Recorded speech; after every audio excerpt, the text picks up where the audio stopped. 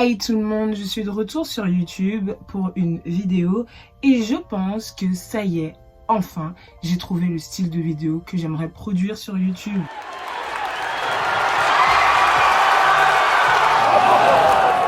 C'est bon, on y est. Donc, comme vous avez pu le voir au titre, aujourd'hui, on va parler manga, on va parler animé, car oui, si tu n'aimes pas les mangas, si tu n'aimes pas les animés, cette vidéo est faite pour toi.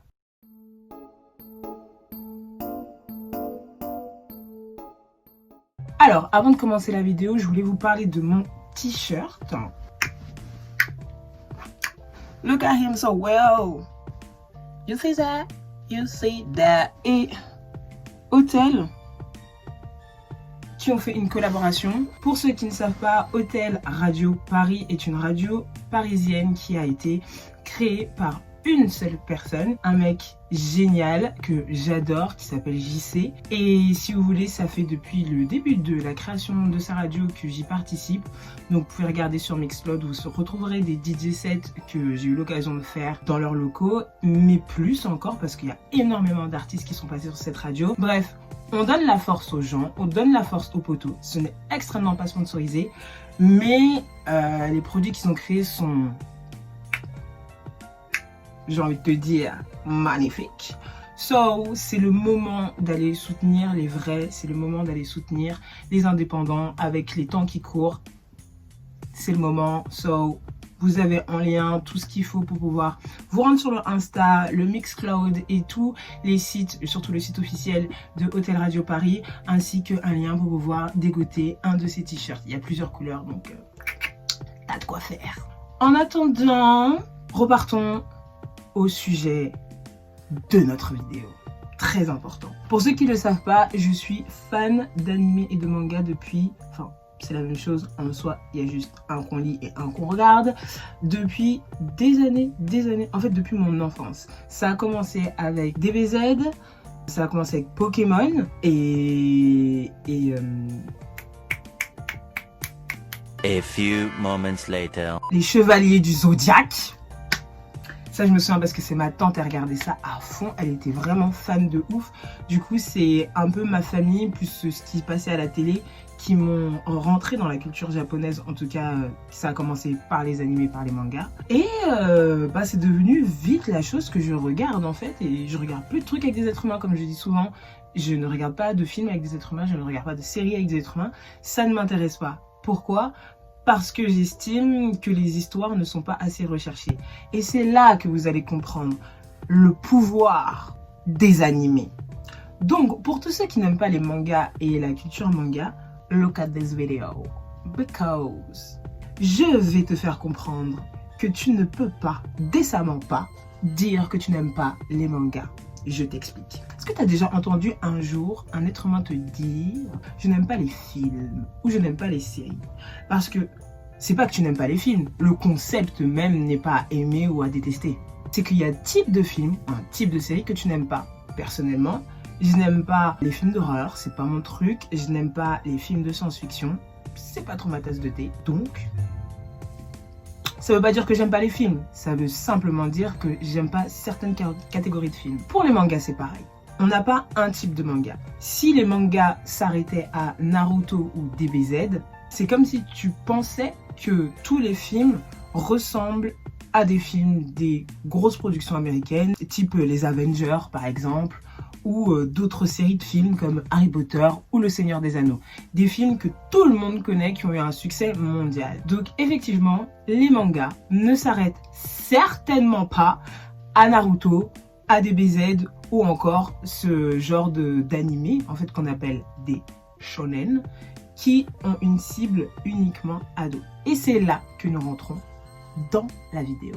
Je vais vous expliquer pourquoi il y a forcément un type de manga qui va vous plaire. Pour ça, il va falloir que je vous explique tous les types de mangas. Après, je ne vais pas tous vous les expliquer parce qu'il y en a beaucoup, mais je vais vous expliquer les principaux, ceux qu'on a l'habitude en fait de voir. Cette vidéo, je vais aussi vous conseiller des animés qui sont disponibles sur Netflix.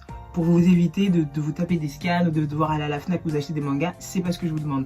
Par contre, si vous avez Netflix, vous pouvez très facilement découvrir l'univers des mangas sans passer par la case achat, etc., etc. Et sachez que sur Netflix, il y a énormément d'animés trop cool, vraiment, que vous pouvez kiffer.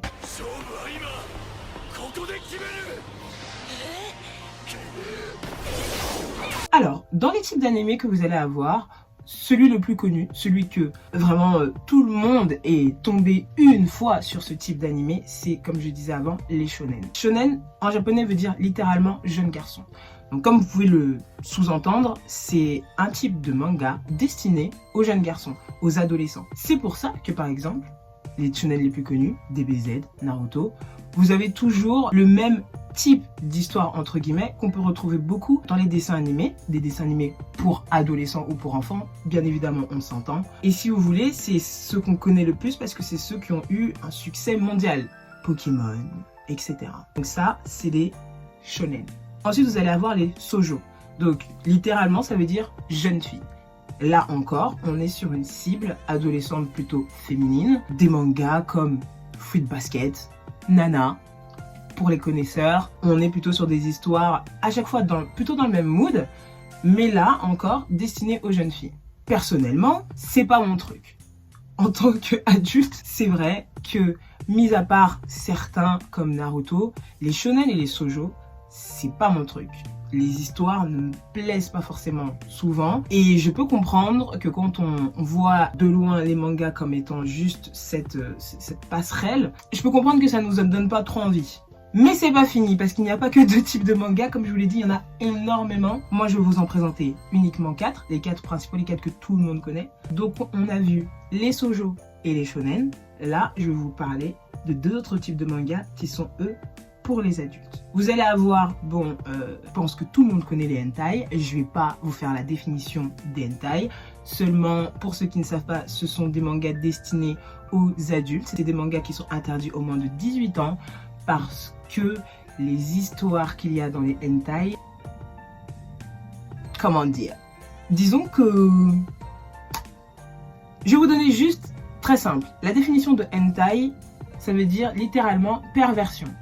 Alors vous pouvez vous imaginer quel type d'histoire on a dedans. Il y a pas mal de nudité forcément, comme vous pouvez vous en douter, etc., etc. Bon, les hentai en soi, pas très intéressant. Là dans la vidéo, c'est juste pour vous donner tous les types et que vous ne mouriez moins con en fait, tout simplement. Et le 4e type que je vais vous présenter est mon type préféré. Et c'est là que, oui, vous pouvez trouver des animés que vous allez adorer. Les seinen. Les seinen sont destinés aux jeunes hommes, aux jeunes adultes. On est sur des histoires beaucoup plus recherchées. On est sur des personnages beaucoup plus durs à cerner. Donc forcément beaucoup plus dur à anticiper. Ce qui rend chaque épisode complètement dingue. Parce que comme tout le monde, quand vous regardez une fiction, vous vous imaginez ce qui va se passer par la suite. Et en général, quand il se passe exactement ce qu'on avait imaginé, ça nous plaît pas parce qu'il n'y a aucun effet de surprise. Ce qui va être très intéressant dans les seinen, c'est que justement cet effet de surprise va venir régulièrement pour mettre de la matière et donner une dimension nouvelle à l'histoire. Et c'est complètement dingue parce que c'est écrit par des mecs complètement tarés. Ce qui rend ce type de manga vraiment très cool. Vous allez avoir des intrigues vraiment incroyables. Vous allez avoir plus de maturité dans l'anime. Et souvent, ça que j'adore avec les animés, ça que j'adore avec les seinen particulièrement, c'est qu'il va y avoir une critique sociétale. Et ça, j'adore. J'adore. Il y a aussi certains animés qui sont passés de shonen à seinen parce que la dimension de l'histoire et la violence, surtout, de l'histoire, on a fait justement un animé pour adultes comme l'Attaque des Titans par exemple ou Tokyo Ghoul qui était à la base des shonen, à la base des mangas écrits et dessinés pour une cible jeune, pour une cible adolescente. Mais à un moment donné, les mecs, regardez ce que vous écrivez, quoi. Je veux dire, c'est pas un adolescent de 14 ans que tu fais regarder l'Attaque des Titans ou Tokyo Ghoul, quoi. Je veux dire, il risque de faire des cauchemars, le mec. Des sérieux cauchemars. Pour la partie numéro 2 de cette vidéo, je vais tout simplement vous conseiller toi qui n'as jamais regardé de manga, toi qui ne connais pas l'univers des animés, je vais t'apprendre à bien commencer pour entrer dans cette culture. La première chose à faire, avant d'essayer d'aller regarder sur Netflix des trucs, des choses qui pourraient t'intéresser, regarde Death Note. La base. Pour moi, bien commencer dans l'univers des mangas, bien commencer dans cet univers, c'est commencer par Death Note. Death Note va vous prouver par A plus B que les animés ne s'arrêtent pas à Naruto, motherfucker. Like, vraiment, vous allez avoir une intrigue incroyable. Vous allez avoir vraiment du stress et des palpitations juste sur une certaine musique, un stylo sur un papier, bordel. On n'est pas sur beaucoup de bagarres, beaucoup de combats, c'est des trucs très ados finalement, très teen, qu'on aime bien aussi, on va pas se mentir. Mais là, on va vraiment faire réfléchir notre cerveau. Et c'est là où ça devient vraiment, vraiment intéressant la culture animée. Dès que tu vas commencer à aller au-delà, en fait, de juste regarder la fiction et te divertir. Tu vas essayer de réfléchir, tu rentres dans le personnage, tu essayes de te mettre à sa place et de trouver autant de solutions que lui. Et Death Note est le meilleur animé pour ça. Netflix. Period. Par contre, la chose à ne pas faire, mais à ne surtout pas faire, non. Ne regardez pas le film Netflix Death Note produit par des Américains. Ils ont dénaturisé totalement l'animé. Genre, ça n'a pas de sens. Ça n'a pas de sens. Rien n'a de sens dans ce film. Je vous en prie, ne le regardez pas. Vous allez être déçus. Vous allez être... Ne le regardez pas. Tout simplement, faites-moi confiance. Ne perdez pas votre temps. Maintenant, une fois que vous avez regardé Death Note et vous commencez à vous dire « Waouh !» En fait, les animés, c'est cool, hein? Eh bien, je vais vous conseiller tout simplement d'autres animés en fonction de ce qui vous plaît dans les fictions. Donc, si ton délire, c'est plus les aventures, les histoires fantastiques, écoute la liste qui arrive. Tu vas kiffer, je les ai validés. Tu peux regarder Hunter x Hunter, la magnificence, spécial point pour Killua, bien évidemment. Tu peux regarder Naruto. Pourquoi beaucoup de gens aiment Naruto? Justement parce que ça reste un shonen, on est bien d'accord. Mais par contre, on a une histoire qui est adorable en fait. Adorable et surtout, tu peux te reconnaître en énormément de personnages. Masashi Kishimoto a fait un travail incroyable avec Naruto.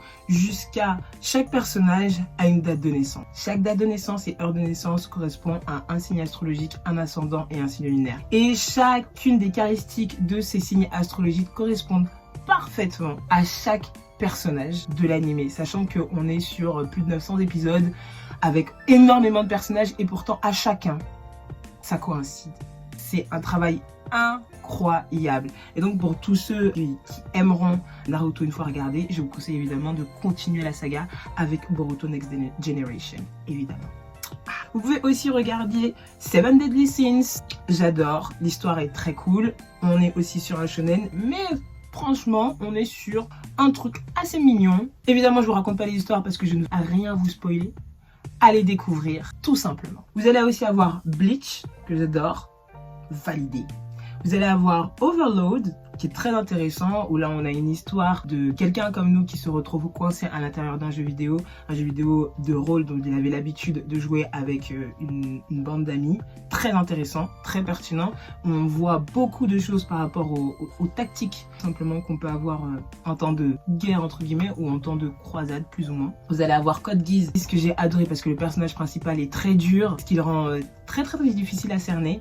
Good point. Vous allez avoir Fairy Tail un peu pour vous oxygéner l'esprit, très doux, très sympa et très cool à regarder. Vous allez avoir un de mes favorites, Blue Exorcist, parce que j'adore les histoires où il y a Satan qui s'en mêle, ne me demandez pas pourquoi, mais j'aime bien. Où là, vous allez avoir la progéniture de Satan qui commence à débloquer ses pouvoirs maléfiques. Et franchement, c'est vraiment très bien tourné et assez cohérent. Vous allez avoir aussi Black Butler, donc comme vous pouvez le voir, j'essaie de me faire un espèce de sad design. Et ici, vous pouvez voir que j'ai les Black Butler. En tout cas, une partie. J'adore. Mais j'adore Black Butler pour Sébastien, en fait. Très clairement. Je vous raconte pas l'histoire. Franchement, Black Butler, c'est vraiment un truc à regarder et à découvrir dès le premier épisode. En général, dans les animés, on vous met dans le bain dès le premier épisode. Et après, t'as juste à continuer à te regarder. Et le dernier que je vais vous conseiller pour tous ceux qui aiment les histoires d'aventure et les histoires un peu fantastiques, c'est Ajin. Alors Ajin, cette histoire est vraiment dingue et franchement cet animé, je pense qu'un jour il sera en film. C'est une même certitude. Tellement l'histoire est géniale, vraiment géniale. Pour ceux qui préfèrent tout ce qui est humour, je vais vous conseiller 3 animés. Donc vous pouvez, tous les animés que je vous dis, vous pouvez les retrouver sur Netflix. Je vais pas le répéter 8 fois. Donc pour ceux qui sont plus sur l'humour, vous allez avoir One Punch Man, qui est l'un de mes animés préférés. J'adore cet animé, vraiment, j'adore. L'humour dedans me sied à ravir. C'est vraiment ce que je cherche quand je regarde des fictions et que j'essaye de genre juste me divertir. Génial. Vous allez avoir aussi Agretsuko. Trop mime cette fille, trop mime cette histoire. Franchement, je le conseille pour tous ceux qui aiment bien l'humour dans les fictions. Et on va terminer par le dernier que j'ai vraiment oufissement apprécié et que je regarde très régulièrement, comme je regarde les Griffins pour m'endormir. Ça va être Goku Dolls, où là l'histoire est complètement tarée. C'est l'histoire de 3 hommes de la mafia qui font une connerie. Du coup la mafia japonaise, donc qu'on connaît plus communément par le nom de Yakuza, qui vont en fait faire une grosse connerie. Du coup leur patron va décider, pour les punir, de devenir des idoles. Pour ceux qui ne savent pas ce qu'est une idole, c'est en gros une chanteuse famous, on peut dire ça, en tout cas qui espère le devenir, pop, japonaise, et qui est, bon, très... Vous savez quoi? Si vous voulez vraiment savoir ce qu'est une idol, donc c'est un peu une icône en fait, on est sur la même chose, mais au Japon, disons qu'ils sont beaucoup plus durs dans leur manière de traiter leurs idoles. Je vous mets un lien dans la description d'une vidéo hyper pertinente de Louis San qui parle des idoles, qui parle de tout ce monde en fait, de K-pop, de J-pop. Vous allez pouvoir un peu vous rendre compte de ce qu'est une idol au Japon. En tout cas, cet animé est très drôle quand tu vois en fait 3 hommes qui changent de genre uniquement pour faire de l'argent. Donc ça reste un petit, si vous voulez, des hommes à l'intérieur, mais à l'extérieur c'est des femmes et c'est des idoles. Donc du coup c'est vraiment à mourir de rire. Je vous le conseille, mais go on, like, regardez, mais genre regardez, vraiment vous allez vous marrer. Pour ceux comme moi qui adorent les histoires réalistes, c'est vrai que dans le cinéma j'ai du mal à aimer une fiction s'il n'y a pas un minimum de cohérence avec le monde dans lequel on vit aujourd'hui. J'ai besoin, même si l'histoire va être fantastique, j'ai besoin de retrouver certains éléments de notre vraie vie, de la vie, de la société qu'on vit aujourd'hui, pour pouvoir plus apprécier et trouver la fiction beaucoup plus cohérente en fait. Genre, parce qu'il y a des choses des fois qui sont tirées par les cheveux et qui pour moi ne pourraient pas se produire. Et là, justement, je vais vous présenter certains animés que vous allez pouvoir retrouver sur Netflix qui ont justement ce réalisme dans leurs histoires qui fait que même quand c'est des histoires complètement dingues, tu peux te dire oh damn, ça pourrait nous arriver demain, like. Donc vous allez avoir Psycho Pass, une histoire ouf, vraiment. Vous allez avoir Great Pretender, puis vous avez la saison 2 qui vient de sortir sur Netflix.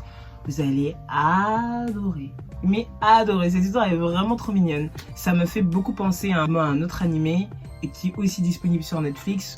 On n'a pas la même histoire, mais on a le même personnage qui avait une vie très monotone, qui avait une vie bien ciblée, donc comme on le connaît dans la culture japonaise où il faut suivre un certain chemin, ne pas trop se faire remarquer, avoir un taf stable, etc. etc. Donc tu as vraiment ce profil-là qui revient souvent dans les animés justement réalistes, qui va totalement changer de vie à cause d'un incident qui va se passer dans sa vie et qui va du coup l'emmener dans un monde qu'il ne connaissait pas mais dans lequel il va très bien s'acclimater.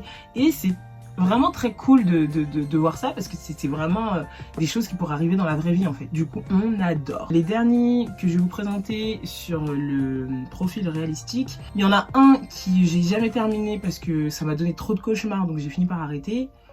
Et le deuxième, c'est un anime qui est beaucoup apprécié sur Netflix, qui s'appelle Gambling School. Donc Gambling School, a priori c'est un shonen qui est destiné à un public masculin. Mais comme on rentre dans une école où les jeux d'argent ont une place déterminante dans tout simplement le statut un peu social que va avoir l'élève dans l'école, à savoir que si tu es très bon aux jeux d'argent, bah forcément tu fais partie des plus populaires, tu fais partie des gens les plus importants du lycée, et si au contraire tu es très nul et tu as beaucoup de dettes, tu fais partie de ce qu'on appelle les toutous. Franchement, regardez cet animé, ça va vous donner envie de jouer, mais instantanément. Et 2, vous allez constater à quel point les mangakas sont très très forts pour vous transmettre des émotions vraiment ouf et très intenses via un dessin en fait, à une animation ou à justement l'acting qu'il va y avoir sur les voix, sur certains sons, des petits crépitements, des manières de poser les cartes sur les tables, etc. etc. C'est vraiment très fort. En tout cas, moi, c'est un art que j'apprécie énormément et je trouve ça vraiment très fou de réussir à transmettre autant d'émotions avec des dessins oufissime. Donc le dernier dont je vous parlais tout à l'heure, où je vous disais que j'avais fait beaucoup de cauchemars, alors il s'appelle MS Ikigami, entre parenthèses préavis de mort. Donc c'est un animé qui est vraiment très dur, où tu te retrouves dans un Japon où 1% de la population meurt à 21 ans pour réguler le nombre de personnes vivantes sur le pays, pour éviter qu'il y ait trop de personnes. Donc ils sont considérés forcément comme des héros de la nation, et ils sont choisis au hasard, à la naissance. Dans cet animé, on va vous raconter l'histoire de l'agent qui en fait donne ses préavis de mort aux personnes qui doivent du coup s'en aller à 21 ans. Et donc là, vous allez avoir une multitude de profils très différents qui vont du coup devoir digérer cette information et accepter leur mort. Cet animé est incroyable, vraiment incroyable.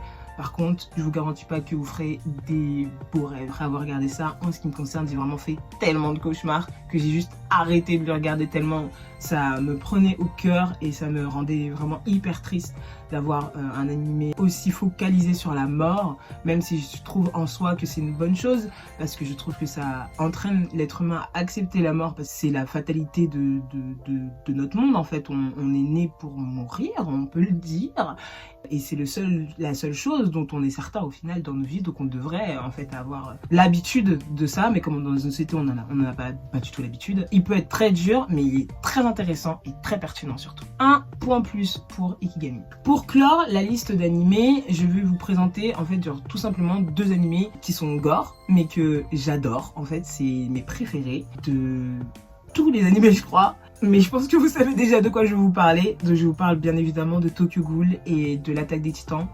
L'Attaque des Titans, comme vous le savez, on est sur la final season. Donc l'animé clairement prend fin. Et l'histoire est incroyable. Je suis à la fin. Et je peux vous le dire, c'est une histoire incroyable. En fait, dans toute ma vie, même film tout confondu, c'est la meilleure fiction que j'ai eu à regarder de ma life. On a de l'action tout le temps. On n'est jamais tranquille. On n'est jamais tranquille avec l'Attaque des Titans. Jamais en fait.